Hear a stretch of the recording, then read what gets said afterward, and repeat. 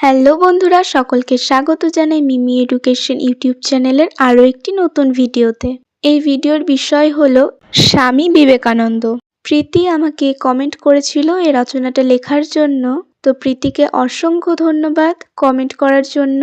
আর এই ভিডিওটা তোমাদের সকলের জন্য। আশা করি তোমাদের ভিডিওটা ভালো লাগবে। তো চলো শুরু করা যাক। স্বামী বিবেকানন্দ। ভূমিকা: জীবের সেবায় শিবের সেবা, এমন মহান বাণী মানব জগৎ মান্য দিলেন সকল গুণীজ্ঞানী। ডক্টর রামপদ মণ্ডল। বহু রূপে সম্মুখে তোমার ছাড়ি, কোথা খুঁজিছ ঈশ্বর, জীবে প্রেম করে যেই জন, সেই জন সেবিছে ঈশ্বর। এই বাণী মৃতপ্রায় জাতির কর্ণে যিনি শুনিয়েছিলেন, তিনি ভারত আত্মার মূর্ত প্রতীক বীর সন্ন্যাসী বিবেকানন্দ, যার আলোক ছটায় সমগ্র ভারত তথা পৃথিবী আলোকিত।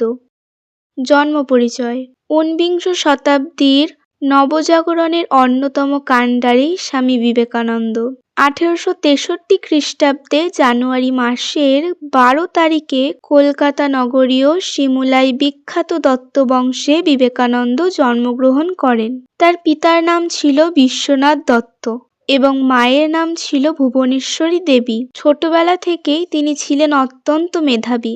অজানাকে জানার তার এক অদ্ভুত প্রতিভা ছিল। রামকৃষ্ণদেবের সান্নিধ্য: বিবেকানন্দের সাথে রামকৃষ্ণদেবের সম্পর্ক ছিল অত্যন্ত সুগভীর।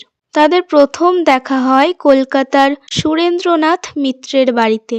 তারপর দক্ষিণেশ্বরে প্রথম সাক্ষাতেই নরেন্দ্রনাথ রামকৃষ্ণকে সরাসরি প্রশ্ন করেছিলেন, মহাশয়, আপনি কি ঈশ্বর দেখেছেন? শ্রী রামকৃষ্ণদেব তার উত্তরে বলেছিলেন, হ্যাঁ দেখেছি, তোকেও দেখাতে পারি। এ কথায় নরেন অত্যন্ত বিস্মিত হয়েছিলেন। গুরু রামকৃষ্ণের দর্শনে তিনি উপলব্ধি করেন, জীবে প্রেম করে যেই জন, সেই জন সেবিছে ঈশ্বর।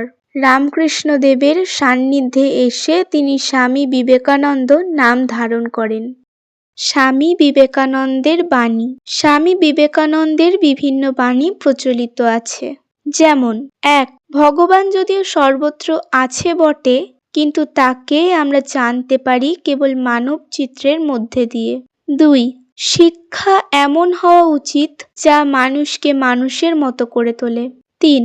আমি বিশ্বাস করি যে কেউ কিছু পাওয়ার উপযুক্ত হলে জগতের কোনো শক্তি তাকে বঞ্চিত করতে পারে না। বিবেকানন্দের যুবকদের প্রতি আহ্বান: অধঃপতিত ভারতবর্ষকে পুনরায় সমহিমায় প্রতিষ্ঠিত করতে স্বামীজি যুবশক্তির ওপর বিশ্বাস স্থাপন করেছিলেন। তিনি বলেছিলেন, আমি চাই এমন লোক যাদের পেশিসমূহ লৌহের ন্যায় দৃঢ় ও স্নায়ু ইস্পাত নির্মিত, আর তার মধ্যে থাকবে এমন একটা মন যা বজ্রের উপাদানে গঠিত। বীর্য, মনুষ্যত্ব, ক্ষাত্রবীর্য, ব্রহ্মতেজ।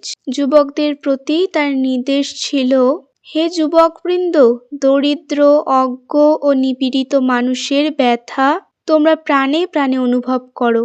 তিনি বিশ্বাস করতেন যে মানুষের সেবাই ঈশ্বরের সেবা। যুবকদের তিনি দরিদ্র, পীড়িত এবং সাধারণ মানুষের সেবায় নিজেদের নিয়োজিত করতে আহ্বান জানিয়েছিলেন। স্বামী বিবেকানন্দ চেয়েছিলেন যুবকরা যেন অন্ধভক্তি পরিহার করে যুক্তি দিয়ে সত্য বিচার করে এবং নিজেদের জীবন দেশের সেবায় নিয়োজিত করে। উল্লেখযোগ্য গ্রন্থ ও রচনা: স্বামী বিবেকানন্দের উল্লেখযোগ্য গ্রন্থ রচনাগুলির মধ্যে অন্যতম হল কর্মযোগ, ভক্তিযোগ, পরিব্রাজক, ভাববার কথা, বিভিন্ন পত্রে ধর্ম, প্রাচ্য ও পাশ্চাত্য। শিকাগো বিশ্বধর্ম সম্মেলনে বিবেকানন্দের যোগদান: 1893 সালের 11 থেকে 27 সেপ্টেম্বর আমেরিকার শিকাগোতে অনুষ্ঠিত বিশ্বধর্ম সম্মেলনে বিবেকানন্দ হিন্দু ধর্ম ও ভারতীয় সংস্কৃতি বিষয়ে যে ভাষণ দেন তা সারা বিশ্বকে মুগ্ধ করে। বিবেকানন্দ তার বক্তৃতার শুরুতেই আমার আমেরিকাবাসী ভাই ও বোনেরা বলে মার্কিন নাগরিকদের সম্বোধন করায় তিনি উপস্থিত হাজার হাজার মানুষের মন জয় করে নেন। তিনি সাম্প্রদায়িকতা ও গোঁড়ামির সমালোচনা করেন। এবং বলেন এগুলোই মানব সমাজের পথে প্রধান বাধা। বিবেকানন্দের এই ভাষণ চারিদিকে বার্তা রূপে প্রশংসিত হয়। শিষ্য হিসেবে তিনি পান মিস মার্গারেট নোবেলকে, যিনি আজ ভগিনী নিবেদিতা নামে পরিচিত। উপসংহার: ঊনবিংশ শতাব্দীর নবজাগরণের অন্যতম কাণ্ডারী হিসেবে স্বামী বিবেকানন্দ আজও স্মরণীয়। বিবেকানন্দের জন্মবার্ষিকী ভারতে জাতীয় যুব দিবস হিসেবে পালিত হয়। সমাজ সংস্কারক রূপেও তার অবদান অনস্বীকার্য। তিনি সারা বিশ্বে মানব কল্যাণের আদর্শ ছড়িয়ে দেওয়ার উদ্দেশ্যে 1897 খ্রিস্টাব্দে রামকৃষ্ণ মিশন প্রতিষ্ঠা করেন। অবশেষে 1902 সালের 4 জুলাই এই মহাপুরুষ ধ্যানমগ্ন অবস্থাতেই ইহলোক ত্যাগ করে পরলোক গমন করেন। সম্পূর্ণ ভিডিওটা দেখার জন্য অসংখ্য ধন্যবাদ। আশা করি ভিডিওটা ভালো লেগেছে। ভিডিওটা ভালো লাগলে অবশ্যই লাইক, কমেন্ট, শেয়ার এবং এমন আরও ভিডিও পাওয়ার জন্য আমাকে সাবস্ক্রাইব করে আমার পাশে থাকুন। ধন্যবাদ।